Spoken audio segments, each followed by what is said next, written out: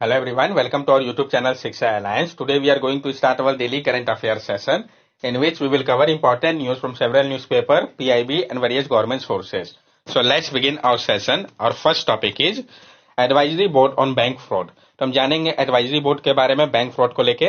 Central vigilance commission has reconstituted the advisory board on banking and financial fraud responsible for conducting initial examination of bank fraud before recommending further investigation by agencies like central bureau of investigation. तो central vigilance commission है, उन्होंने reconstitute किया है advisory board on banking and financial fraud को, जो कि responsible है conduct करने के लिए इनिशियल एग्जामिनेशन को बैंक फ्रॉड का, रिकमेंड करने से पहले फर्दर इन्वेस्टिगेशन को। जो एजेंसी है जैसे कि सीबीआई हो गया, जो आपका एबीबीएफएफ अथॉरिटी है, ये इनकम पास करता है, एग्जामिन करता है, जो रोल है ऑफिशियल का, और जो होल टाइम डायरेक्टर है पब्लिक सेक्टर बैंक के, इंश्योरेंस कंपनी के और फाइनेंशियल इंस्टीट्यूशन के, जहां पे फ्रॉड जो होता है उसके अमाउंट 3 करोड़ या उससे अगर अधिक का होता है तो Central Vigilance Commission now require all these entities to refer matter involving such fraud amount to the ABBAF Advisory Board on Banking and Financial Fraud for advice before initiating criminal investigation। और central vigilance commission जो है वो कहते हैं कि जो ये सारे इंटाइटीज है वो रिफर करे जो मैटर इन्वॉल्व करता है इस टाइप के फ्रॉड का, जहां पे अमाउंट हो रहा है एबीबीएफएफ के पास, ताकि वो एडवाइस करे इनिशिएट करने के पहले क्रिमिनल इन्वेस्टिगेशन को। ये एबीबीएफ जो है वो उसको ऑथोराइज किया गया है कि वो कंडक्ट कर सकते हैं पीरियोडिक फ्रॉड को एनालिसिस को फाइनेंशियल सिस्टम के अंदर, इनपुट प्रोवाइड कर सकते हैं जो फ्रॉड रिलेटेड है पॉलिसी फॉर्मुलेशन को लेके आरबीआई एनसीबीसी के लिए। एबीबीएफएफ का जो हेडक्वार्टर है वो कहाँ पे है, तो न्यू दिल्ली पे है। ये मैंडेटेड है कि ये प्रोवाइड करे एडवाइस मंथ के अंदर ही, जब इसको initial reference department, ministry, CVC या इन्वेस्टिगेटिव एजेंसी के द्वारा अगर किया गया हो तो 1 मंथ के अंदर ही इनको क्या करना है, मैंडेट किया गया है कि वो एडवाइस करे। Notably, the suggestion from the Indian Bank Association for introducing a sunset clause to limit action against bankers for credit decision after a specific period has been accepted by the CBC। और जो suggestion दिया गया था Indian bank association के द्वारा कि introduce किया जाए एक सनसेट क्लॉज को, ताकि लिमिट किया जा सके जो एक्शन है अगेंस्ट बैंकर के खिलाफ क्रेडिट डिसीजन को लेके एक स्पेसिफिक पीरियड पे, इसको जो है नहीं एक्सेप्ट किया गया है सीबीसी के द्वारा। नेक्स्ट टॉपिक है हमारा 9th कॉमनवेल्थ पार्लियामेंट्री एसोसिएशन। तो हम जानेंगे 9th कॉमनवेल्थ पार्लियामेंट्री एसोसिएशन के बारे में। Recently the 9th Commonwealth parliamentary association India region conference took place in Udaipur India and was inaugurated bye Lok Sabha speaker. ये कहाँ पे हुआ, ये इंपॉर्टेंट हो जाता है, और किसके द्वारा इनॉग्रेट किया गया ये भी। अभी हाल ही में जो आपका 9th Commonwealth parliamentary association India region conference था, ये आपका उदयपुर में हुआ भारत के। इसको इनॉग्रेट किया गया था लोकसभा के स्पीकर के द्वारा। अपने एड्रेस के दौरान जो वेलिसियस सेशन था, लोकसभा स्पीकर ने एम्फसाइज किया जो इंपॉर्टेंस है अपडेट करने का आउटडेटेड लॉ को और शूट करने का करंट टाइम और जो आवश्यकता है कंट्री की। उन्होंने हाईलाइट किया जो रोल है लेजिस्लेचर का, जो इनेबल करता है थ्रू आउट डिबेट और डिस्कशन के माध्यम से, ताकि एड्रेस किया जा सके प्रेजेंट और फ्यूचर चैलेंजेस को। He expressed concern over the decline in dignity and decorum in legislature and stressed the significance of legislator behavior in improving people life। और उन्होंने चिंता जाहिर की है जो डिक्लाइन हो रहा है डिग्निटी और डिकोरम लेजिस्लेचर का, और स्ट्रेस किया जो आवश्यकता है लेजिस्लेचर के बिहेवियर को इम्प्रूव करने की, ताकि जो पीपल का लाइफ है वो भी इम्प्रूव हो। The conference brought together presiding officer from 23 state and union territory as well as member of parliament and member of legislative assembly of Rajasthan। Discussion focused on various aspects of parliamentary democracy and the need for effective functioning of legislature in addressing societal challenge and fostering democratic value। ये जो conference है इसने एक साथ लाया जो presiding officer है 23 state और यूनियन टेरिटरी के, साथ साथ जो मेंबर है parliament, member of legislative assembly Rajasthan के। ये जो डिस्कशन है ये फोकस कर रहा था वेरियस एस्पेक्ट के ऊपर पार्लियामेंट्री डेमोक्रेसी का, और जो आवश्यकता है इफेक्टिव फंक्शनिंग की लेजिस्लेचर की, ताकि एड्रेस किया जा सके सोसाइटल चैलेंजेस को और फोस्टर किया जा सके डेमोक्रेटिक वैल्यू को। कॉमनवेल्थ पार्लियामेंट्री एसोसिएशन के बारे में हम जान ले। Commonwealth Parliamentary Association serve parliamentarian from Commonwealth country by facilitating regular consultation and the exchange of ideas and information among members of the Commonwealth Parliament।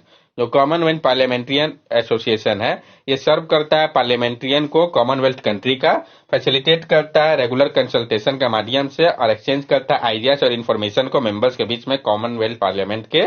इसको फाउंड किया गया था 1911 पे एम्पायर पार्लियामेंट्री एसोसिएशन के रूप में, जिसका एडमिनिस्ट्रेशन जो है यूके ब्रांच के पास था। सीपीए को एडॉप्ट किया गया इसके करंट नेम के साथ 1948 पे। ये रिफ्लेक्ट करता है इसके इवॉल्विंग टाइज को कॉमनवेल्थ के साथ। नेक्स्ट टॉपिक हमारा मार्केट कपलिंग। तो हम जानेंगे मार्केट कपलिंग के बारे में।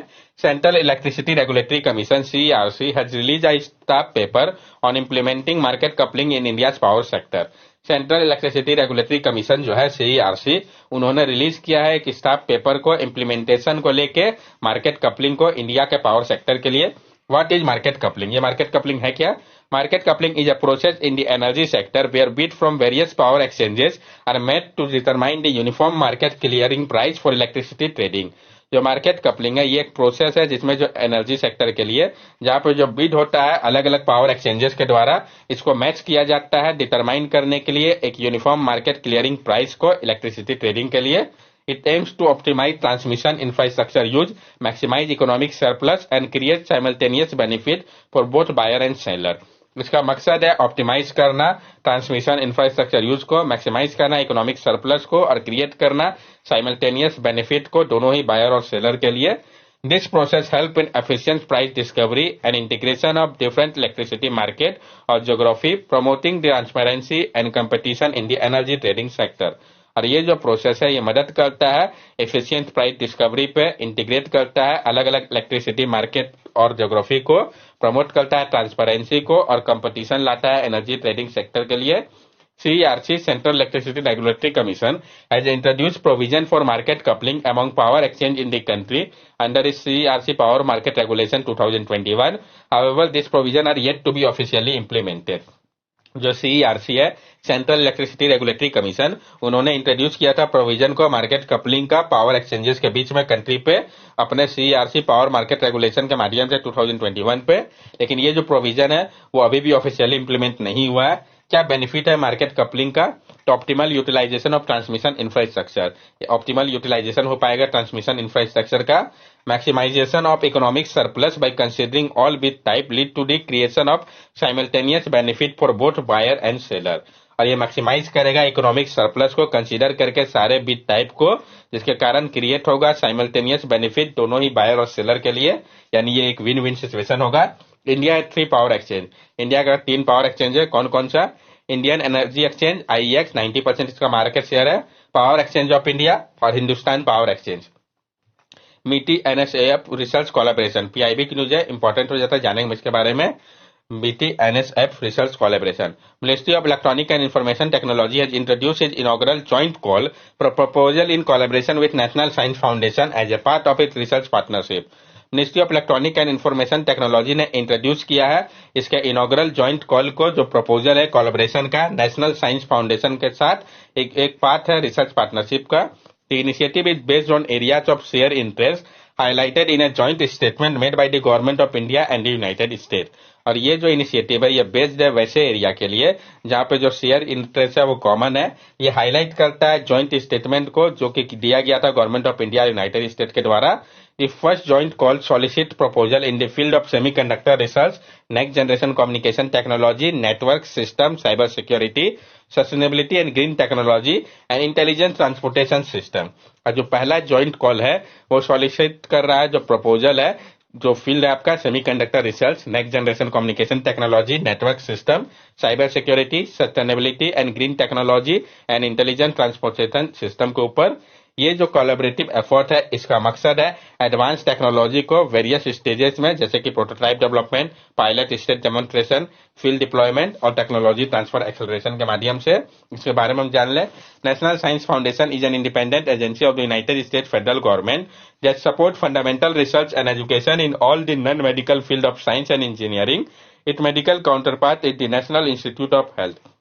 और जो नेशनल साइंस फाउंडेशन है ये एक इंडिपेंडेंट एजेंसी है यूनाइटेड स्टेट फेडरल गवर्नमेंट का, जो कि सपोर्ट करता है फंडामेंटल रिसर्च और एजुकेशन को सारे non medical field of science and engineering के लिए। इसका जो मेडिकल काउंटर पार्ट है वो आपका नेशनल इंस्टीट्यूट ऑफ हेल्थ है।